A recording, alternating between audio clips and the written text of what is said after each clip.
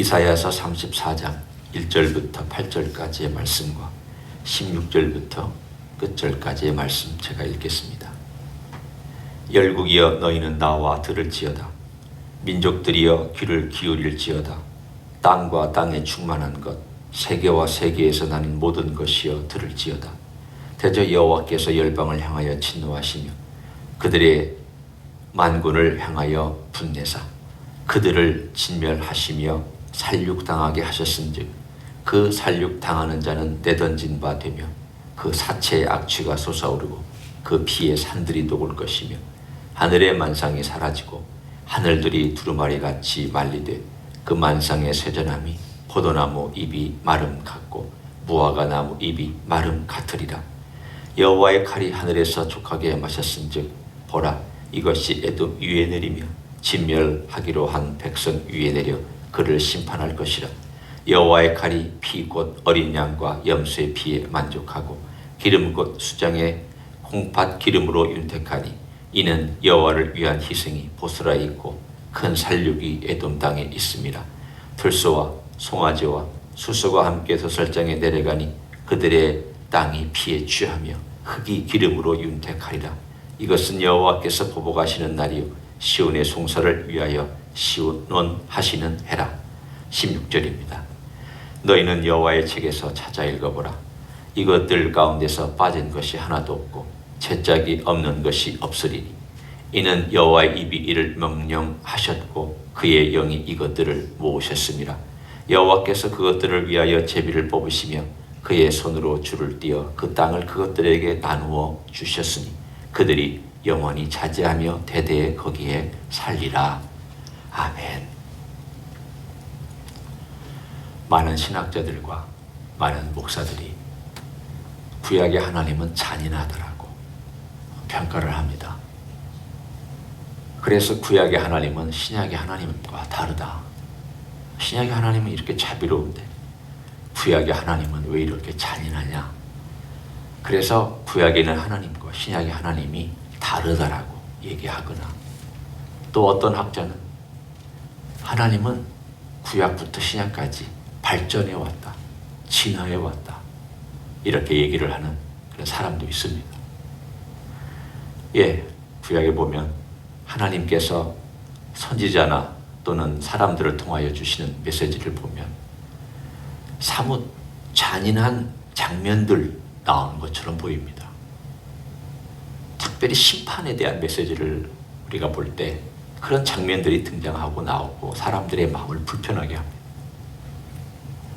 여러분도 심판의 메시지를 읽으면 마음이 불편하실 것입니다. 그러나 심판이 없다고 생각해 보십시오. 우리가 심판에 대해서 여러 번 같이 나눴지만 심판이 없다.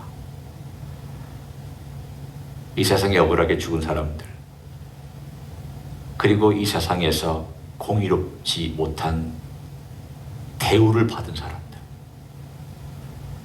그런 사람들이 얼마나 많습니까? 물론 나도 공의롭게 대하지 못한 것도 있지만 공의롭게 대하지 못한 것을 받은 사람도 있을 것입니다.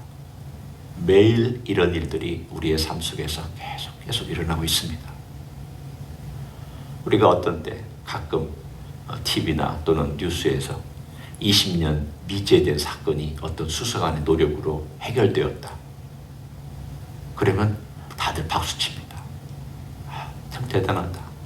20년 동안 누가 죽였는지 몰라서 미제 파일에 들어가 있었는데 그걸 다시 꺼내가지고 다시 조사를 해서 억울한 사람 또 억울한 가족의 마음을 풀어주는 그런 이야기를 우리가 듣거나 볼 때 사건이 해결되었구나.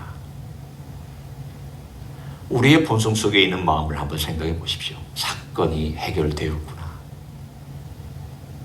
이 세상의 억울한 일, 풀리지 않은 일, 덮여진 일, 아무도 모르게 숨겨진 채로 지나가 버린 일, 이런 일들이 가득가득 쌓여져니 이 세상의 모든 것이 끝났으니까 아무 문제 없는 거야.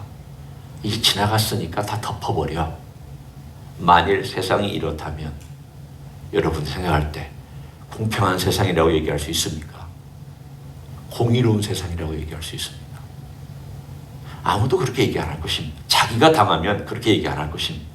남들이 당하는 거야 뭐 그럴 수도 있다라고 혹시 얘기할 수 있을지 몰라도 나나 내 식구나 또는 우리의 가까운 사람이 그 일을 당하면 우리는 참 억울해하고 참 힘들어할 것입니다. 심판은 하나님의 것입니다. 그러나 동시에 하나님께서 이 심판하신다라고 하는 내용은 구약에만 있는 것이 아니라 신약에도 있습니다. 오늘 16절에 이런 말씀이 여호와께서 이사야를 통하여 주시는 내용 등장하죠. 너희는 여호와의 책에서 찾아 읽어보라. 이것들 가운데 빠진 것이 하나도 없고 제짝이 없는 것이 없으리라. 없으리니 없다. 그래서 하나님께서 말씀하신 내용이 뭐냐면 이는 여호와의 입이 이를 명령하시고 그의 영이 이것들을 모으셨습니다. 이것들은 짐승들을 얘기합니다. 하나님께서 에돔 땅에 짐승들을 갖다 놓으실 것이다. 그리고 사람들이 살던 마을, 사람들이 살던 그 모든 곳이 이제는 황량한 짐승들이 사는 곳이 될 것이다 라고 말한 이 말씀이 이루어질 것이다. 그 뜻입니다. 하나님께서 여기서 말씀하신 것, 저기서 말씀하신 에돔과 민족과 나라들에 대해서 말씀하신 내용들, 그것뿐만이 아닙니다. 여러 말씀들이 다 조화를 이루어서 하나님의 원하시던 메시지가 전달된 대로 이루어진다. 만약 이것이 사실이라면, 이미 34장에 우리에게 주신 말씀이 사실이라면 구약에서 말씀하신 내용과 신약에서 말씀하신 내용은 다 조화를 이루어서 이루어질 것입니다. 인간이 잔인합니까? 하나님이 잔인하십니까? 인간이 잔인합니다. 하나님은 잔인한 분 아닙니다. 인간이 잔인하죠. 인간이 얼마나 잔인합니까? 인간이 평화를 위해서 애를 쓰지만 결국 시간이 지나가면 또 잔인한 전쟁들이 일어나서 그 잔인한 전쟁 때문에 사람을 잔인하게 죽이는 게 인간입니다. 인간이 잔인합니다.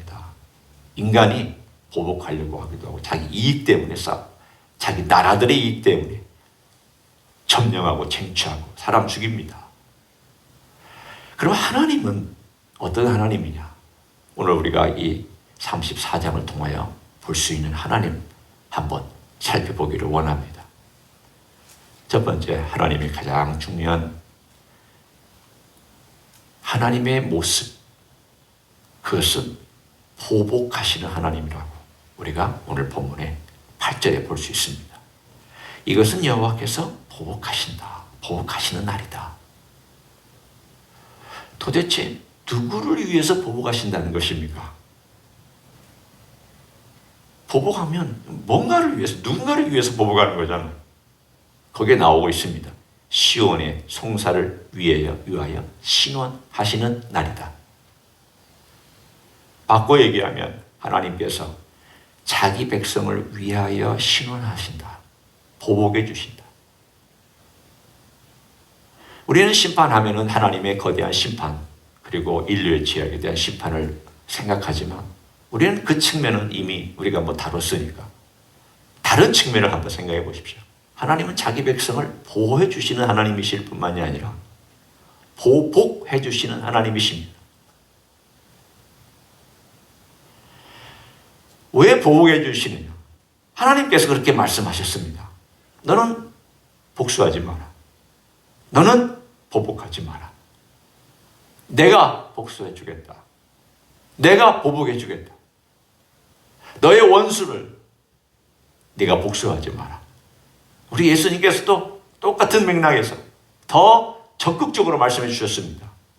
오래가라 하면 심리가 내 속옷 달라면 호떡까지도 줘버리고 널 위해서 뺨 때리던 이쪽 뺨도 저쪽 뺨도 때려라고 돌려.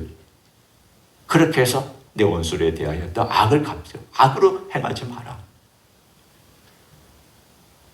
그러면 이 말씀하셨을 때는 우리에게 사랑을, 우리 주님께서 행하신 사랑, 우리 주님께서 사랑하시고 우리 주님께서 용서해 주신 그 용서하고 사랑한 그 내용을 행하라는 메시지지만 동시에 보복하지 말라는 메시지를 전합니다.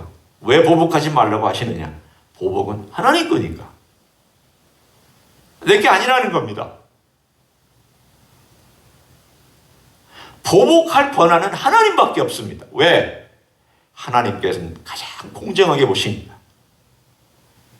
그리고 하나님은 가장 공평한 분이시니까. 그리고 하나님은 이 땅을 지으신 창조주이시니까. 그리고 하나님은 이 땅에 대한 모든 권한을 갖고 계시니까. 동시에 더 중요한 메시지가 있습니다. 하나님께서 만일 인간의 죄악에 대하여 심판하셨다면 벌써 심판 다 하셨습니다. 살아남을 인생 없습니다.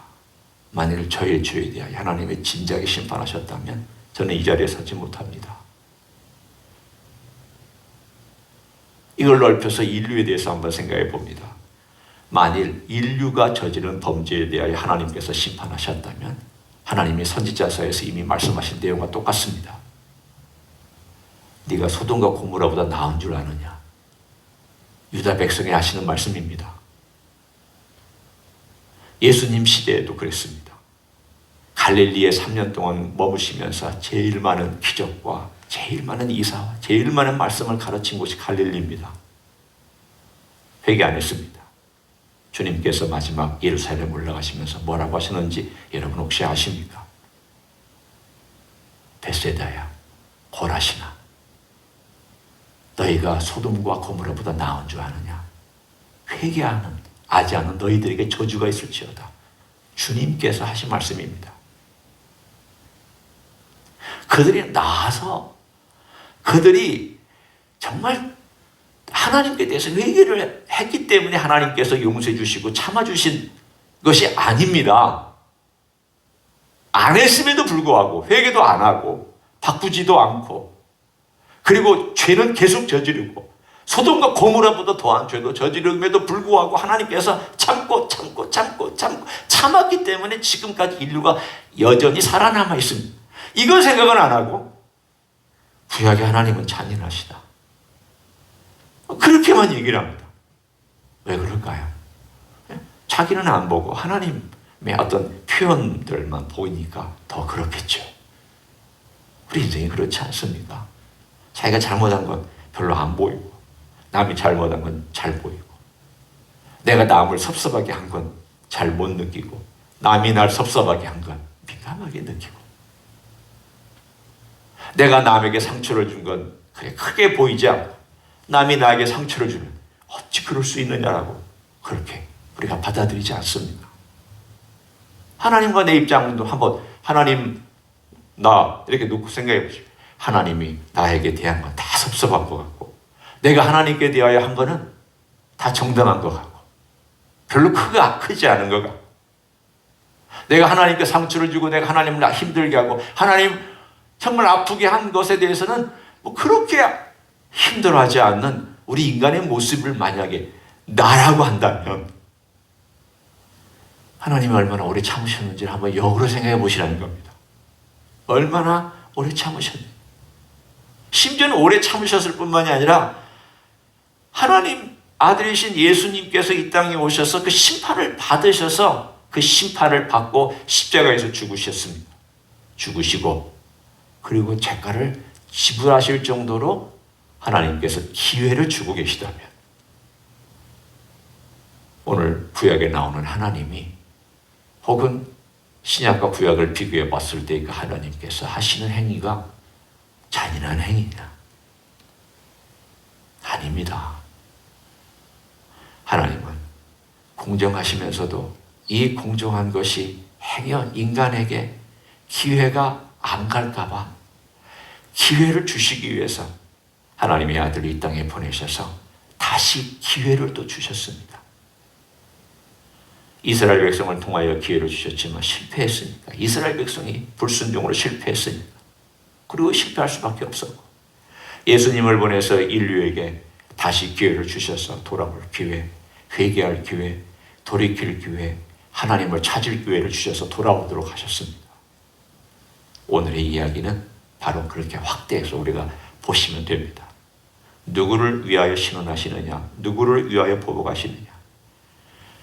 하나님을 의지한 백성, 하나님을 바라보고 사는 백성, 그리고 또 한쪽은 하나님을 바라보지 않고 살아가는 백성, 이 두 쪽을 하나님께서 이렇게 나눠놓고 말씀하십니다. 이쪽은 이스라엘이고, 이름만 나라 이스라엘이라는 게 아니라 하나님의 신앙 공동체로서의 이스라엘이고, 이쪽은 하나님 없이 살아가는 에돔이라고 하는 나라입니다. 왜 이스라엘과 에돔이 갈렸느냐? 같은 배에서 나온 형제인데, 하나는 야곱이고 하나는 에서인데 왜 갈렸느냐? 인간적으로 볼 때 에서는 똑똑하고 착하고 남자답고 또 자기 아버지 사랑해서 사냥감 갖다 바치고 이런 효자인데, 왜 이 사람은 버림받아서 이렇게 34장에 나오는 하나님의 심판의 대상이 되는 그러한 대상으로 전락했느냐? 한 사람은 움켜쥐고 잡고 욕심내고 거짓말하고 쟁취하는 이런 사람인데, 어떻게 이 사람은 또 하나님의 사랑을 받아서 이스라엘이 되었느냐? 사뭇 우리의 판단이나 계산으로 볼 때는 잘 안 됩니다. 여러분 생각해 보십시오. 예수 믿는 사람 중에 저 사람도 믿었냐? 그런 사람도 가끔 있잖아요. 물론 저 같은 사람도 그래요. 저 같은 사람도 가만히 속을 다 들여다보면 제가 믿고 제가 주님의 사랑과 주님의 오래 참으심의 대상이 됐다는 게 어떨 때는 신기하게 느껴질 때가 있어요. 뭐가 달라졌을까요? 저는 하나님의 측면에서 바라본 것이 아니라 인간의 측면에서 바라봐서 이렇게 말씀드리고 싶습니다. 야곱은 욕심쟁이입니다. 야곱은 어떤 의미로 보면 쟁취하고 붙잡은 사람입니다. 그 이름의 뜻이 그렇습니다. 그러나 에서와 야곱의 인간적인 측면에서 한 가지 다른 점이 있었습니다. 외모적인 것이나 능력이나 또는 탤런트나 기질이나 이런 것들 차이점 말고 자기 아버지로부터 자기 할아버지로부터 들었던 하나님의 이야기를 받고 자란, 소중하게 여기고 자란 사람이었고 야곱입니다. 에서는 그 이야기에 대하여 별로 관심이 없었습니다. 소중히 여기지 않았습니다.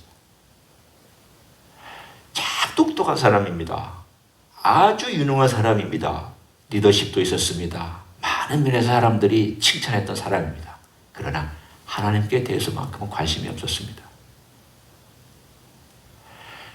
야곱은 하나님까지도 붙잡았습니다. 방법도 유치했습니다. 욕심 부린 그런 흔적도 많이 보입니다.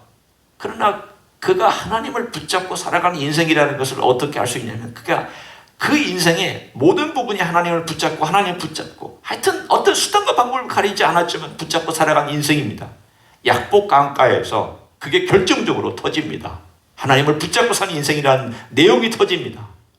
평소에 안 붙잡은 사람이 붙잡느냐? 천만의 말씀입니다. 그런 일은 거의 없습니다. 없습니다. 안 붙잡고 살다가 어느 날 강하게 하나님을 붙잡고 그렇게 살아가느냐? 아닙니다. 평소에 연약하지만 유치하지만 그래도 뭔가 붙잡고 살아가려는 사람이 언젠가 약복강 사건이 터집니다. 약복강에서 붙잡고 씨름했습니다. 그리고는 황토뼈가 골절당했습니다. 그리고 쩔뚝거렸습니다. 그리고 깨달았습니다. 제가 볼 때 야곱의 인생의 전과 후로 나누라고 한다면 약복강 전과 약복강 후입니다. 쉽게 얘기하면 건강했을 때와 건강하지 않았을 때로 나눕니다. 그의 인생의 위대함은 어디서부터 출발했느냐? 건강하지 않을 때부터 위대함이 출발했고 약복강 사건을 통해서 출발했습니다. 그 출발이 뭐냐? 하나님을 전적으로 의지하는 법을 배웠다. 이것입니다. 하나님을 붙잡고 살아가는 인생이 이제는 맡기는 인생이 된, 이게 약간 뉘앙스가 다릅니다. 막 안달이 나고 그래서 어떻게든지 붙잡고 하나님이라도 붙잡고 살아가는 그 인생이 이제는 하나님께서 환도뼈를 치자 모든 것을 이제 하나님 그분에게 맡겨드리면서, 붙잡기는 하지만 다르죠. 맡기면서 붙잡고 있는 것과 안 맡기면서 붙잡고 있는 것은 내용이 다릅니다. 하나님의 사람은 맡기면서도 붙잡고 살아가는 사람입니다. 결국 약복강 사건이 있느냐 없느냐에 따라서 그리스도인도 사실은 하나님의 사람이라고 할 수 있지만 저는 두 종류의 그리스도인이 있다라고 생각합니다. 맡기는, 아니 못 맡기고 여전히 약복강 이전처럼 살아가는. 그럼 약복강 이후에 살아가는 이 그리스도인은 어떤 사람이냐? 복수도 맡길 줄 아는 사람이라는 뜻입니다. 보복도 맡기는 사람입니다. 그런 사람을 위해서 하나님께서 신원해 주시겠다라고. 내가 내 백성을, 나에게 맡긴 백성들에게, 나에게 모든 것을 맡긴 내 백성을 위하여 내가 보복해 주겠다. 내가 신원해 주겠다. 나에게 맡겨라. 하나님은 이런 하나님입니다. 이 땅에 예수님 주셔서 이 땅의 모든 죄와 악도 다 받으신 우리 주님께서 내가 이렇게 했으니 너도 그렇게 해라. 네가 완벽하게는 못할지라도 나를 바라보고 그래도 하려고 해라. 내가 도와줄게. 그리고 복수를 나에게 맡겨라. 내가 해줄 테니. 나는 공정한 하나님이다. 네가 억울해하는 것에 대하여 언젠간 다 풀어줄 것이다. 네가 이 땅에서 어려워하고 또는 억울해하는 것들에 대하여 나는 언젠가 다 해결해주는 하나님입니다. 하나님은 정확하고 공정한, 그러나 은혜로우시고 그리고 기다려주시고 또 우리로 하여금 하나님 앞에 나오게 자꾸만 사실은 어떤 의미로서는 우리들에게 말씀해 주신 하나님입니다. 여기서 말씀하시고 저기서 말씀하시고 이렇게 말씀하시고 저렇게 말씀하십니다. 그 반대편에 있는 사람이 에돔입니다. 에서는 하나님만 붙잡습니다. 하나님 기회를 안 주셨겠습니까? 자기 아버지로부터, 할아버지로부터. 할아버지 살아있었으니까. 아브람 살아있었으니까. 그의 아버지 이삭으로부터 하나님 이야기 듣고 자랐습니다. 그렇지 아무 관심이 없었습니다. 하나님 여러 번 기회 주셨습니다. 자기 복이 뺏겼을 때 사실은 회개하고 돌아올 기회가 적어도 한 번은 있지 않았겠습니까? 그런데 복이 뺏겼다는 것 자체가 중요합니다. 하나님께서 주시는 복, 하나님과의 관계에서 이 복이 중요하다는 그 생각을 안 하고 내 걸 가져갔다 하는 것 때문에 화가 났고 그래서 복수하려고 자기 동생 야곱을 죽이려고 했던, 그게 중요했던 사람입니다. 하나님과 아무 관련이 없고 하나님이 여러 번 기회를 주셨어도 회개하지 않았고 하나님이 여러 번 기회를 주고 좋은 자격들과 좋은 것들을 가지고 태어났지만 다 빼앗겼습니다. 그리고 그의 자손들도 그렇게 살았습니다. 오늘 그 대표적으로 왜 에돔이 왜 나오느냐? 그래서 나옵니다. 하나님께서 기회를 주셨지만 그 기회를 잡지 않고 살아간 사람. 주님께서 기회를 주시지만 그 기회를 붙잡지 않냐고 살아가는 사람, 에돔. 그리고 하나님 그 붙잡고 결국은 하나님께 모든 걸 맡기고 살아간 사람, 이스라엘. 이 둘을 하나님께서 이렇게 놓고 계시며 내가 누구를 위해서 일하며 내가 누구를 위해서 보복하며 내가 누구를 위해서 신원하느냐를 너희들은 읽고 너희가 어떤 자리에 서야 되는지를 생각해 봐라 라고 오늘 우리에게 도전해 주십니다. 우리 하나님 아버지 앞에 오늘도 나아갑니다. 한편으로 생각하면 우리 하나님께서 신원해 주신다, 보복해 주신다. 우리 주님께서 또 나에게 맡겨라, 내가 해결해 주겠다. 주님도 말씀하셨습니다. 구약에서도 말씀하셨습니다. 신약에서도 말씀하셨습니다. 근데 왜 이렇게 잘 안 되는 걸까요? 왜 이렇게 원수 갚는 걸 주님께 못 맡기고 내가 하려고 하는 걸까요? 왜 내가 그걸 해야만 하는 걸까요? 예, 못됐으니까 그렇죠.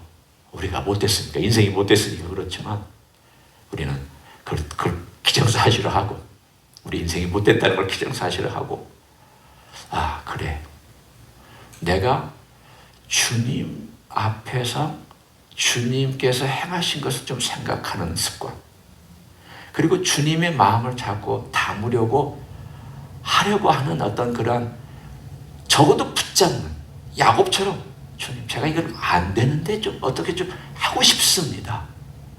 주님 제가 이게 참 어려운데 이렇게 좀 살고 싶은데 지금 제가 왜 안 되는지 모르겠습니다.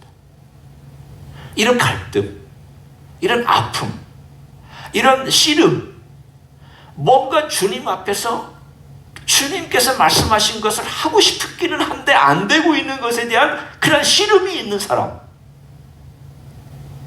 저는 이런 사람을 주님께서 도와주신다고 믿습니다. 씨름하지 않는 사람 주님 안 도와주실 겁니다.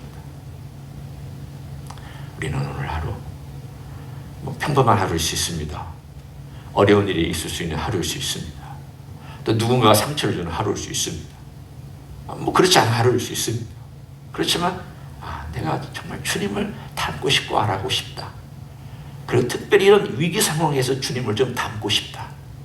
특별히 원수가 없는 이 일 속에서도 나는 주님을 좀 닮고 싶다라고 하는 그런 열망 가운데 오늘도 씨름하고 그런 주님의 도움을 받는 여러분 되시기를 예수님의 이름으로 간절히 축원합니다. 기도하겠습니다. 주님 고맙습니다. 보복은 주님의 것이며 심판도 주님의 것이며 모든 결정도 주님의 것임을 믿습니다. 주님 우리가 이 땅에 살아가면서 그리스도인이 되었다라고 고백하고 그렇게 믿고 살아갑니다. 그렇다면 약복강을 경험한 그리스도인인지 아닌지를 다시 한번 생각해보고 우리 주님 앞에 우리가 못하고 있는 것, 안 되는 것, 잘 실천이 안 되는 것들 이걸 가지고 주님께 맡기고 내어놓고 씨름하며 그 길을 걸어갈 수 있도록 축복하여 주시옵소서. 성령님 도와주옵소서. 우리의 못되고 우리의 죄악된 이 모든 것들을 주님 불쌍히 여겨 주시옵소서. 주님 없이 살 수 없고 성령님의 도움 없이 살 수 없는 인생인 것을 고백합니다. 오늘도 도와주시고 불쌍히 여겨 주시기를 원합니다.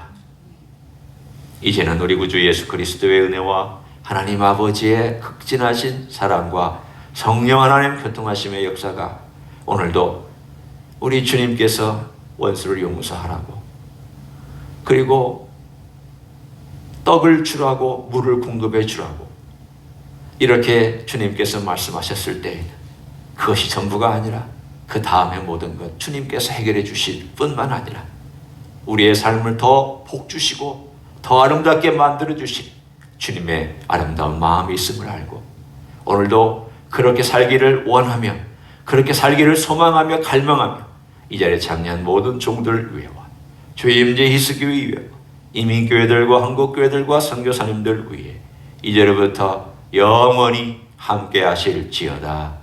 아멘.